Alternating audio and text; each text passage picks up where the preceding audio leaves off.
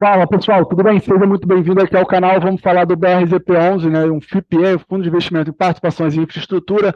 Vamos utilizar o relatório mais atualizado aqui, né, o relatório já de março, né, o ticker na bolsa é o BRZP11, está aqui a foto dele, né? Então, esse é um empreendimento físico mesmo, né? Se você investir na cota, você vai estar investindo exatamente aqui, ó, nesse porto, nessa tela que você está vendo, né? A gestão deu uma repaginada no relatório que ficou bem bacana aí, traz uma foto bem abrangente do porto, tá?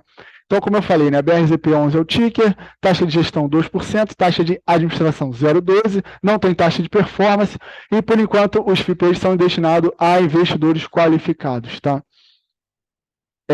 Então, aqui, o fundo ele tem uma participação indireta, tá, de 22,9% na Itapoá Terminais Portuários. Então, através dessa estrutura aqui, né, ele tem uma holding, que por sua vez tem participação na Port Invest, e que por sua vez tem 70% do Porto Itapoá. Tá? Então, o sucesso ou fracasso desse fundo, no final do dia, ele vai depender do quão lucrativo, do quão sucesso esse porto irá fazer. Tá? A cota tem sofrido bastante, a gente vai ver mais embaixo, mas por enquanto vamos passar aqui para a gestão propriamente do fundo, né? O gestor avisa que, né, essa aquisição desse guindaste móveis sobre pneus, que segundo eles é um guindaste de melhor segurança e ergonomia dos funcionários e consome bem menos combustível. E também, né, alerta aqui para a questão do novo scanner, né, de inspeção, que segundo eles tem maior qualidade, né, o fundo ele é uma gestora, né, privada, né, faz uma gestão privada, na verdade, né, então essa parte de operacional e de gestão eles ficam sem grandes amarras estatais, tá? Então vamos aqui, ó, para cota de mercado e cota patrimonial a gente já vê uma baita diferença, né? Mais embaixo a gente vai ver em termos percentuais o quanto isso dá, né? Aqui também valor patrimonial, valor de mercado, valor patrimonial mais de 800 milhões e valor de mercado, né, não chega nem a 350 milhões, né? Só aí a gente já vê o quão discrepante isso aqui está. O fundo está com uma tira estimada, né, com base na cotação desse relatório de IPCA mais 17,99%, né, o que é teria, né, uma rentabilidade bem acima da média das opções que a gente tem, né? Isso para quem comprou hoje, né? Lógico.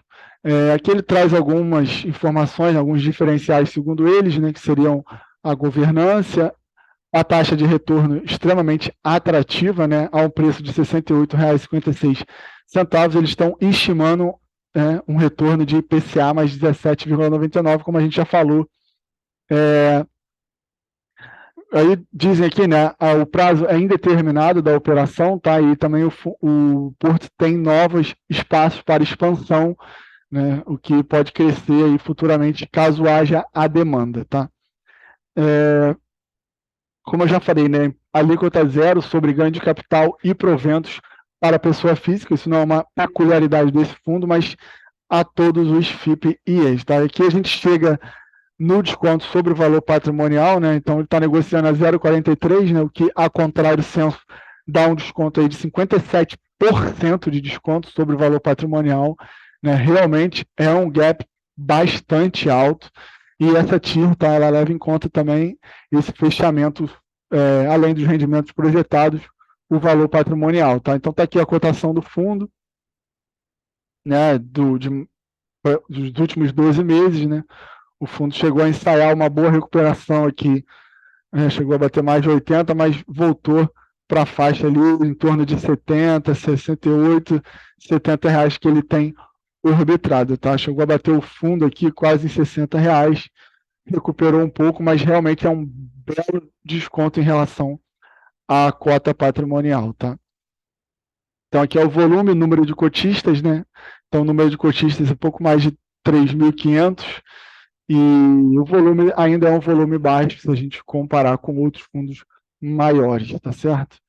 Então aqui a gente tem, né, uma estimativa da taxa interna de retorno real estimada, né, com base nesse framework aqui, né, entre 70 e 65, você vai ter a sua TIR girando entre IPCA ali mais de 17,5 até IPCA, 18,7, com a cota entre 70 e 65. Tá? Isso aqui não é uma garantia, é apenas uma estimativa, o fato é que, né, na última data que levou em consideração esse relatório, que é o dia 28 de fevereiro, a cota fechou em R$ 68,56 e a TIR é de IPCA mais 17,99. Eu já falei isso 3 vezes, eu não vou mais falar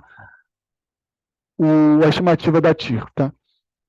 E aqui a gente tem a projeção, tá, dessa Legio Consultoria, né, que foi quem assessorou aí, inclusive o IPO do fundo. Então eles estão estimando aqui uma distribuição anual, né, em termos nominais por cota do fundo. Então a gente vê que realmente é um projeto de longo prazo, tá? Ninguém faz um porto para ficar 1, 2 anos, realmente exige um tempo de maturação, exige uma certa pujança da economia real. Então você vê que ele, a partir de um determinado ponto, ele realmente escala, né? A partir de 2026 ele, né? Isso na projeção dessa consultoria, ele realmente pega a tração e começa a distribuir mais, tá? Diga-se de passagem, né?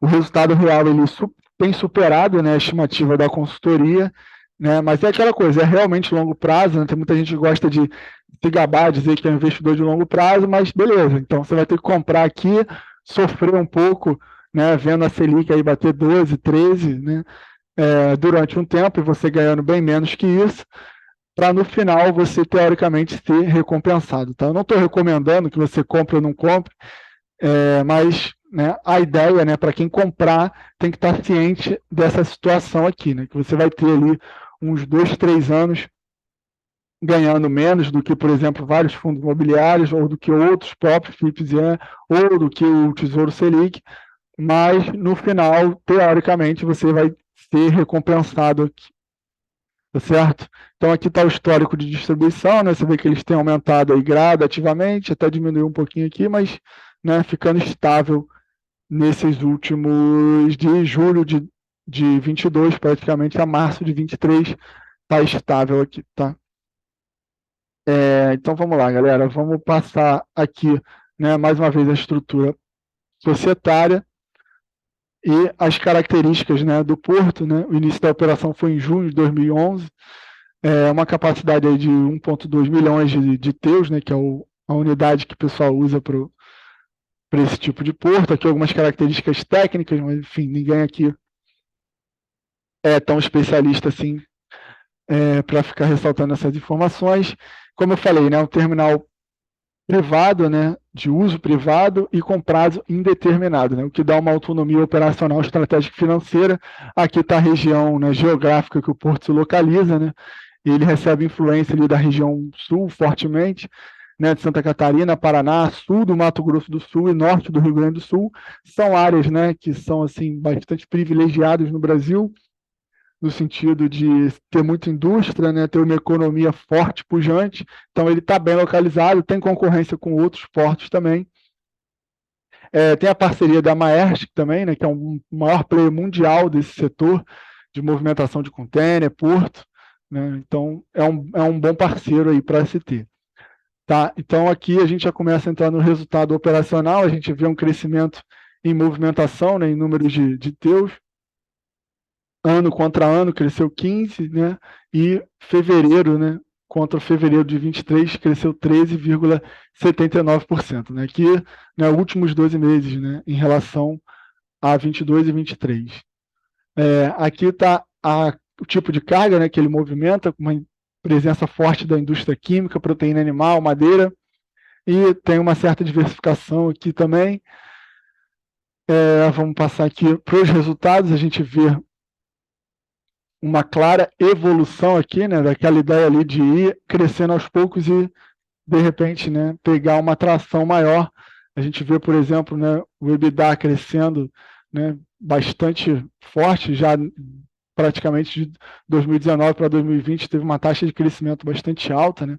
Saiu de 160 para 193, 2021 fechou com 291, a estimativa é que cresça também em 2022, vamos aguardar os números, né? Crescendo a receita, crescendo o lucro líquido, né? Passando de 100 milhões aí, e com a dívida líquida sobre a EBITDA de apenas 0,7, o que é bastante resiliente nesse cenário de alta de juros que a gente está vivendo, você ter uma dívida baixa, tá? Aqui está a projeção financeira, né, dessa LED de consultoria. Então, eles estão estimando aqui EBITDA, lucro, para os próximos anos, né? Lembrando que tem batido, né, o crescimento dos resultados reais. Lógico que isso aqui tem riscos, né, geopolíticos, riscos da economia real, mas, por enquanto, né, o resultado do fundo tem surpreendido positivamente. Porém, né, a cota no mercado financeiro ela não tem acompanhado esse crescimento, tá? Mas é isso aí, como eu falei, se quem quiser comprar vai ter que aguentar ali 2, 3 anos recebendo bem abaixo do que a gente consegue encontrar no mercado para futuramente, né, ser agraciado aí com esse fechamento da cota de mercado em relação à cota patrimonial e o aumento dos rendimentos. Valeu? Não deixe de se inscrever no canal e deixar um like. Fui!